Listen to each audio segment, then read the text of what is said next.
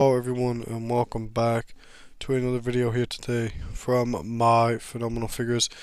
In this video today we have got a WWE Wrestlepalooza predictions. At first I didn't really like this name, but no, I don't mind it, to be honest. I don't think it's too bad. I don't mind it that much.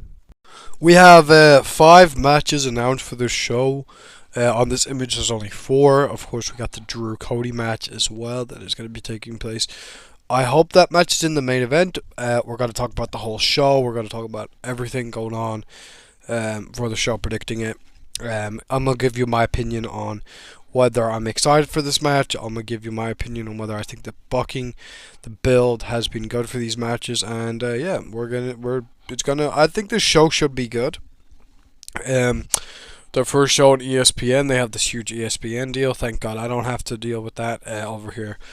In America, it's quite pricey right now watching WWE, but thankfully I can watch it on Netflix, so good for me.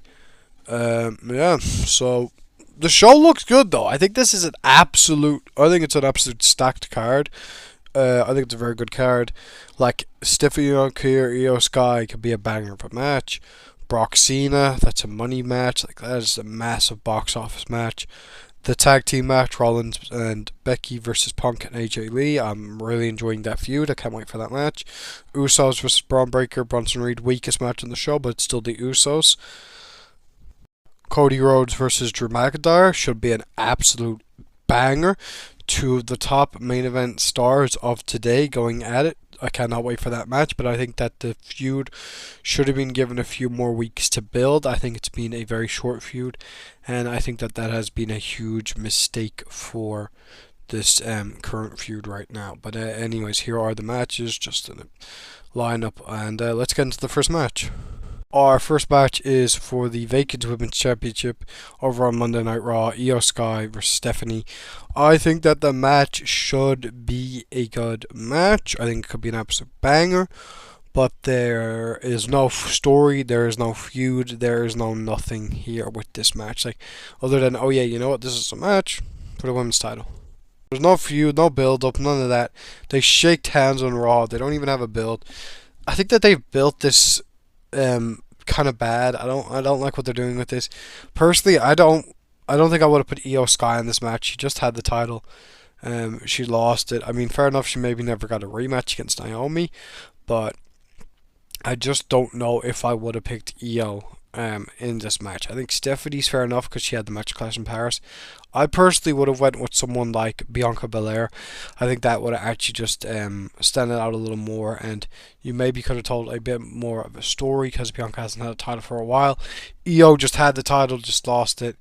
So I think her storyline with Asuka she's been doing that instead of building this title match. So a little bit stupid, I think. But I think Bianca's going to go for Tiffany style, and I think that's why they kept her away from this one.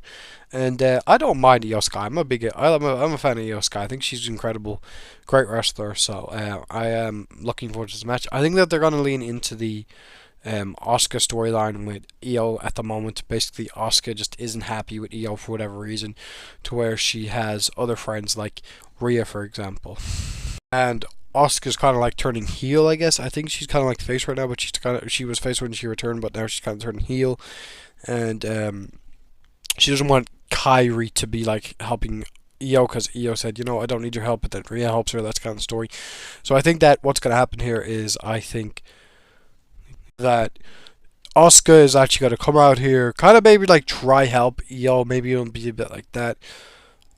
But, you know, you'll think that that's what, like, how they're presenting it. She's out here to help, but she's not. She's just out here to basically distract Io. Stephanie wins, and Asuka kind of like more or less turns on Io, and then we get Asuka versus Io Sky at what's our next pay-per-view? Crown Jewel, I believe, in October. I can't wait for October.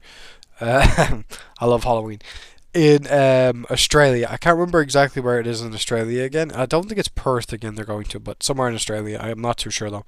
Okay, there also could be a big turn in this match between with Jey Uso. It is Jey Uso, Jimmy Uso, the Usos going up against Braun and Bronson Reed. The brawn tanned breaker and big nostrils Reed. So yeah, that is the match that we've got here. Jey Uso did face these last month in SummerSlam at SummerSlam with Roman Reigns, so not the most fresh match or anything. We've seen like Braun Breaker fight Jimmy, fight Jey now numbers of times to where I'm like just sick of this kind of feud. I'm sick of this Vision group. I think it's been trash. I think Becky and Seth have been doing good, but that's almost kind of been separate from the Vision, and that's only kind of recently. So I think before Becky joined, I think it was just complete garbage, trash. Did not like it.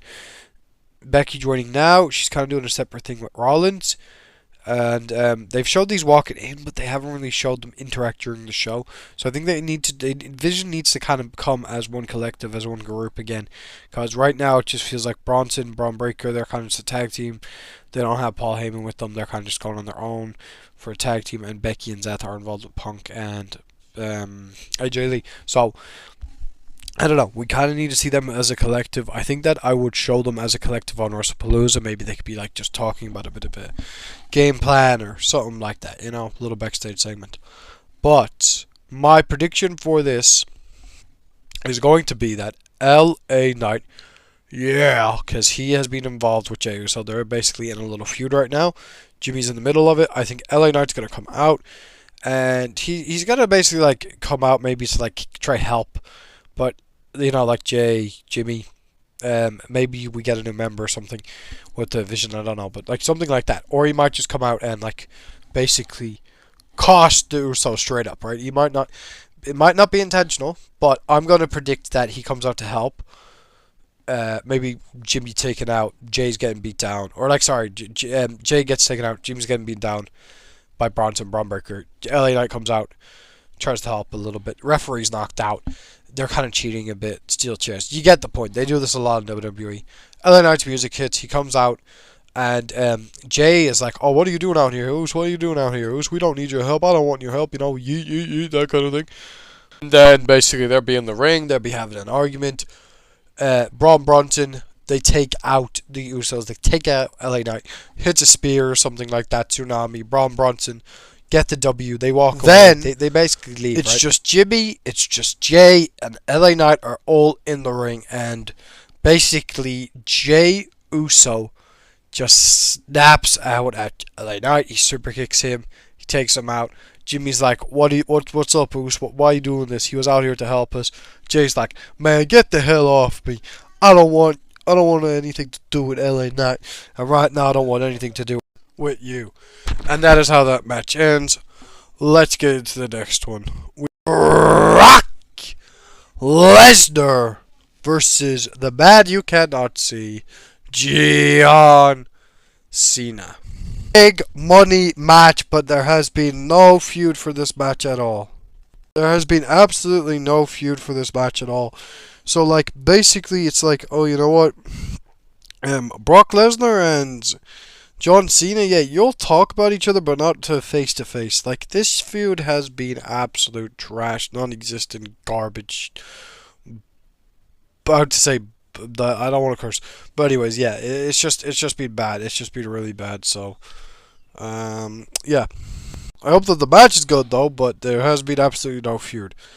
Anyways, we need my prediction, and my prediction is going to go to John Cena. My prediction, Cena. I don't think Brock's winning. Cena only has like 6 appearances left, so I think Cena's going to be kind of like done with this feud. I think it's going to be a one and done. Cena wins.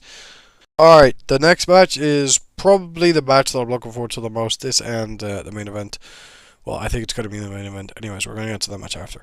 So, it is AJ Lee and CM Punk taking on Becky Lynch and Seth Rollins. This has been quite a good feud. They've had like 2 back and forward promos now. I thought the first one was really good, but the second one was I thought the second one was a little bit more average compared to the first one, but still really good stuff, and I have enjoyed it. It's still been entertaining. I think all of it has been entertaining. So, my prediction, I'm not going to talk about this match for too long because I don't want this video to go too long, and I don't think there's really that much that I can really say about this. Like, I personally think that Punk and AJ Lee didn't need the win here. I don't think Becky and Zed are going to get the win, and they had the final laugh on Raw. So normally when the person has the final laugh on Raw, the person who has the final laugh is the person that loses. Most of the time, you get what I mean here. This always happens.